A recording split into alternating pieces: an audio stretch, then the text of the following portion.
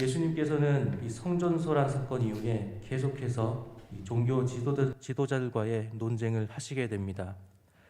부활과 세금과 또 권위에 대한 논쟁을 하시면서 대적자들을 계속해서 상대하는 것을 우리가 나누었습니다. 그러나 어제는 우리가 다른 모습을 또 보게 되었지요.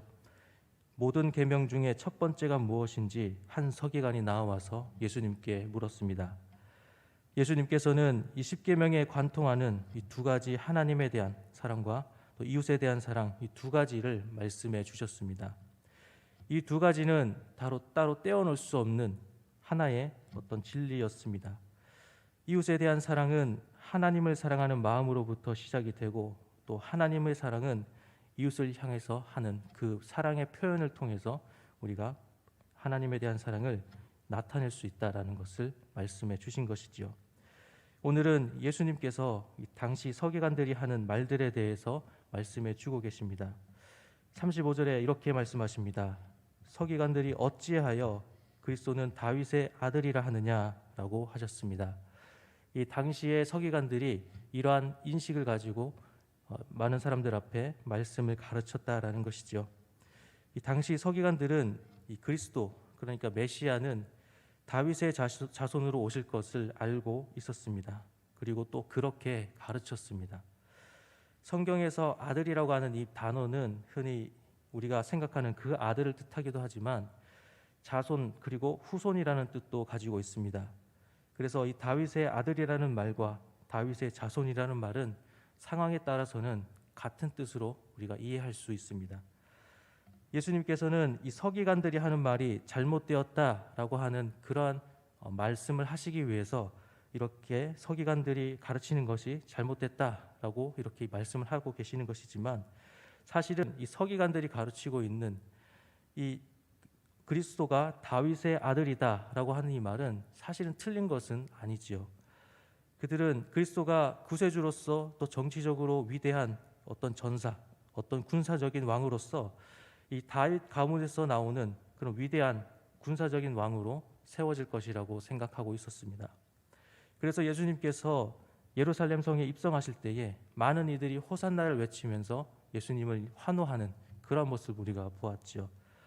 왜냐하면 이 다윗의 나라를 가지고 올, 다윗의 나라처럼 다시 이스라엘을 세울 그러한 사람이라고 생각했기 때문이었습니다. 그래서 이 소경 바디메오도 이렇게 얘기했었습니다. 다윗의 자손 예수여, 나를 불쌍히 여기소서. 이렇게 예수님 앞에 간구하는 것을 우리가 보았죠. 그런데 예수님은 36절에서 이렇게 말씀하십니다.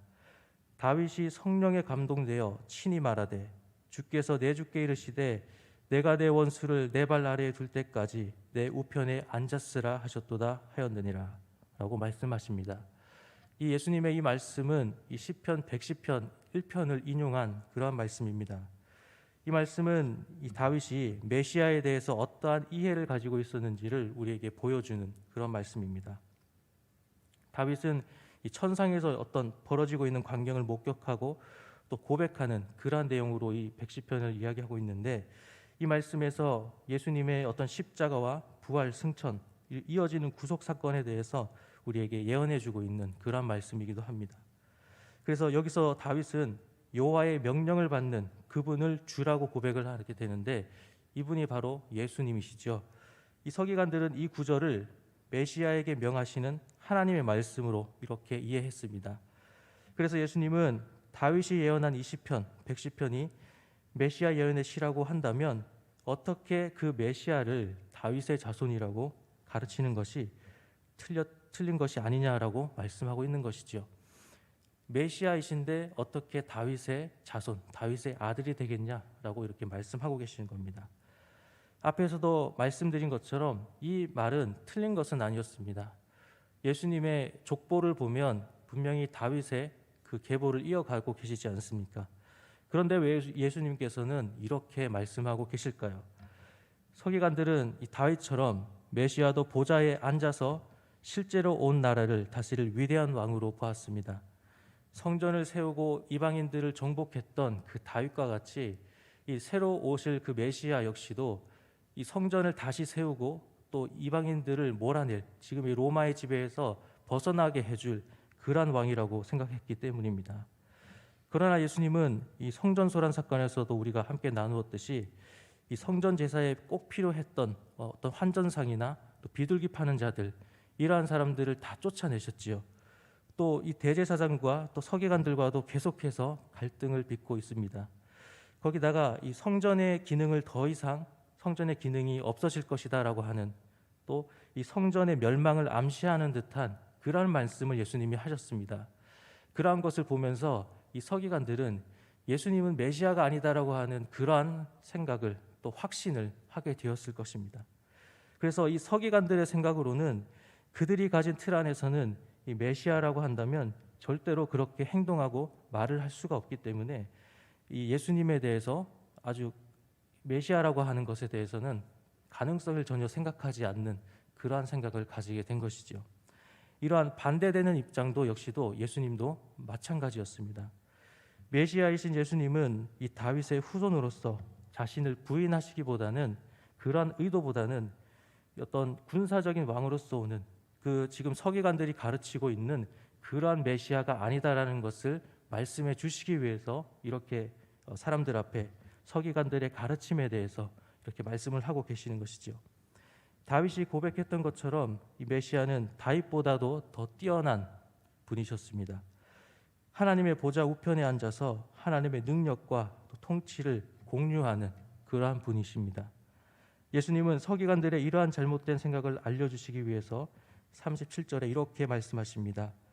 다윗이 그리스도를 주라 하였은즉 어찌 그의 자손이 되겠느냐 하시니 많은 사람들이 즐겁게 듣더라 라고 말씀하십니다. 오늘 말씀을 정리하겠습니다. 우리는 어제 한 서기관을 보았죠. 성실하게 성경을 베껴 쓰고 또 사람들 앞에 그 성경을 가르치는 그런 사람이었습니다. 그만큼 말씀을 잘 알아서 예수님에게 천국에 거의 이르렀다라고 이렇게 평가를 받을 만큼 그런 많은 성경에 대한 지식을 가지고 있는 사람이었습니다. 그런데 그 말씀이 진짜로 의미하는 구원의 진리까지는 이 사람은 알지 못했지요. 단순히 어떤 종교적인 지식과 행동에만 집중한다면 천국 백성이 될 수 없다라는 것을 우리가 함께 나누었습니다. 오히려 다윗과 같이 성령의 인도하심 속에서, 그 말씀 속에서 예수 그리스도를 발견하고 또 그 예수를 주로 고백하며 믿을 때에 온전한 천국 백성이 될 것을 우리가 함께 나누었습니다.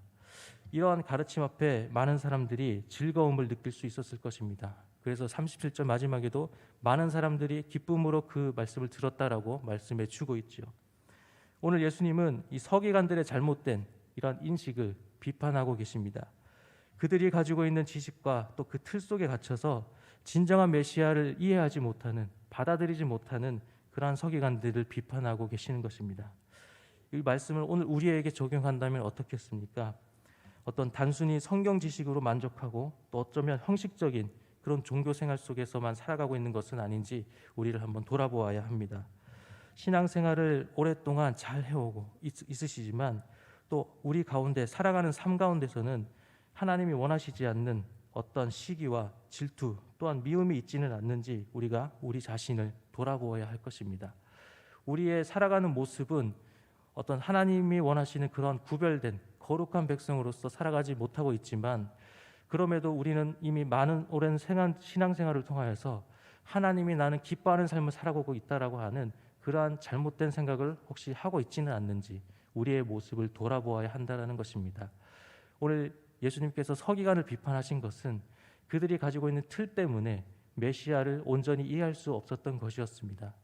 마찬가지로 우리도 오랫동안 신앙생활을 해오면서 어떻게 보면 이렇게 굳어져 버린 그러한 인식 속에서 우리가 우리의 말씀을 내 틀에 맞춰서 받아들이고 있지 않는지 우리 자신을 돌아볼 수 있는 시간이 되기를 소망합니다. 그래서 오늘 말씀을 통하여서 나를 다시 한번 돌아보고 또 말씀 앞에서 말씀을 내 틀로 받아들이는 것이 아니라 나를 말씀의 틀 안에 받아들일 수 있는 우리 모두가 되기를 소망합니다. 기도하시겠습니다.